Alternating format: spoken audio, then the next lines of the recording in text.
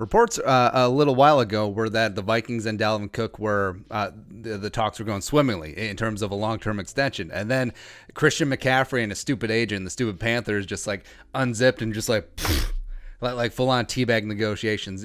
Wrecked, getting $16 million a year for a running back in 2020. Shoot. So Dalvin and his agent could see his value as that high, which again could be dicey given his injury history. I love Dalvin Cook. I want him to play out 2019, and whatever happens, happens. But if it's unlikely, if the Vikings can't extend him and he won't play out 2020 without holding out, should they entertain a trade? Couple factors here. So, number one, they do have Alexander Madison, third-round pick last year, ran for 462 yards as a rookie, pretty phenomenal. They do have 12 freaking draft picks. So, would they spend a third-round pick on Zach Moss or Edwards-Helaire? Possibly.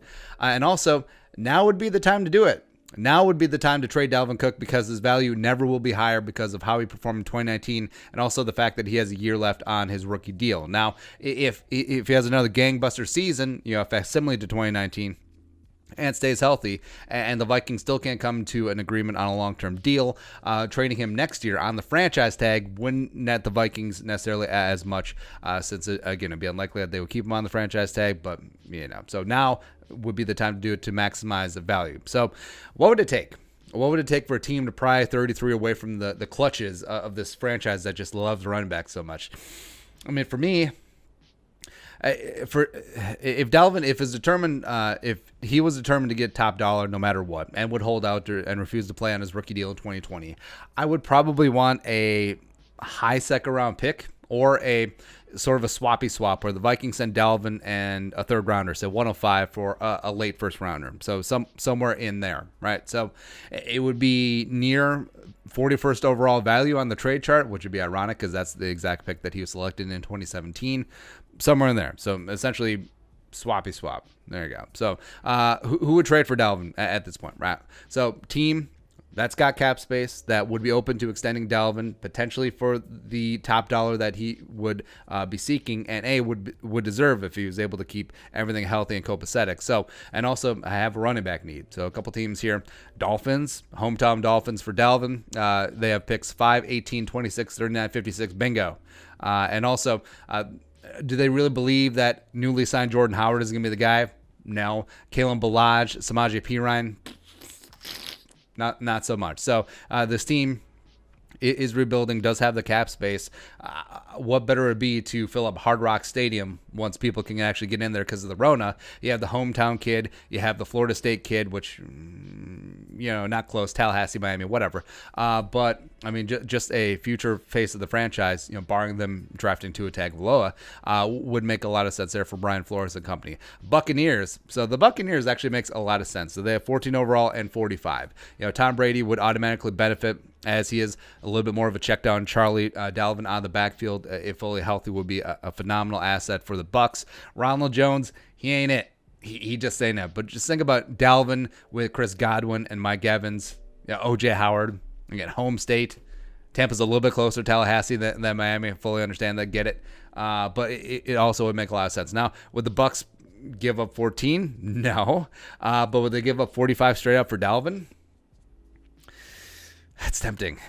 That would be tempting. Again, if Dalvin is fully not going to re-sign here unless he gets top dollar, maybe. Two other teams, Washington, of course, has number 2 overall.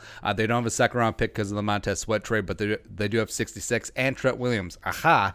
It always comes back to Trent Williams, doesn't it? And it would actually be hilarious to me if Dalvin went and stole Adrian's job again.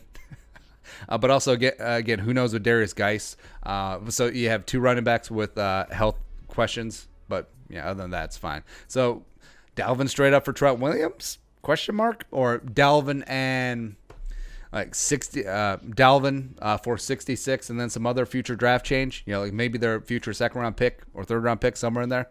Maybe. Then lastly, so this is a little bit off the wall, but the Patriots. So the Patriots don't have a cap space, but they have 23 overall, 87, 98, 100, as well as Joe Thuney. Now, Joe Thuney signed his franchise tag, so he's going to play on that or going to be dealt. I think it's more on the back burner, but if trading him would free up $14.7 million for the Patriots. Plus, I mean, Belichick Belichick has always had a bit of a weird relationship with running backs. He usually goes a little bit against the grain as opposed to the modern day thinking of running backs. But also he's in line where he's constantly cycling through. But is he sold on Burkhead and Sony Michel?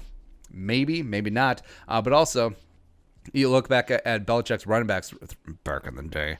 Corey Dillon, Lawrence Maroney, prior to the Gophers, Stephen Ridley, LeGarrette Blount had a 1,000-yard season. Antoine Smith way back in the day. BenJarvus Green-Ellis was pretty damn solid for a while as well. So potentially as the Patriots offense is looking for a new identity, looking for a mini rebuild, bringing a guy like Dalvin Cook, could that make sense for Bill Belichick? I mean, possibly. But like we said, this is not our first choice. I mean, I would love to see Dalvin stay in purple for as long as he is dynamic. I think the ideal situation, because the Vikings don't want to give him top dollar. I don't think he's necessarily earned it at this point. But also, I don't think Dalvin should settle. Because what if Dalvin stays fully healthy and goes boom in 2020? And then all of a sudden that contract for $7-8 million per year, I mean, that looks like chicken feed, right? Rightfully so. So, again, I think the best case scenario for everyone involved, play out 2019. Dalvin stays fully healthy and is amazing. Play out 2020. If he's fully healthy and is amazing like it was in 2019, nailed it, then absolutely sign him up for whatever it is. Just make it work. Trade Cousins, who cares, right? And he should bet on himself. Like we said, don't settle. Don't settle for less than you're worth. But also the team should not be giving him Zeke or McCaffrey money right now. Give it a year. But again, all options should be on the table, including a trade. So that is what it is. But your thoughts? Trading Dalvin Cook? Question mark. Let us know in the comment section below. Subscribe for daily Vikings takes. You want to support the work? Pull us some in the Venmo. Plus give us a follow on social media as well. Until next time, Skol, production value.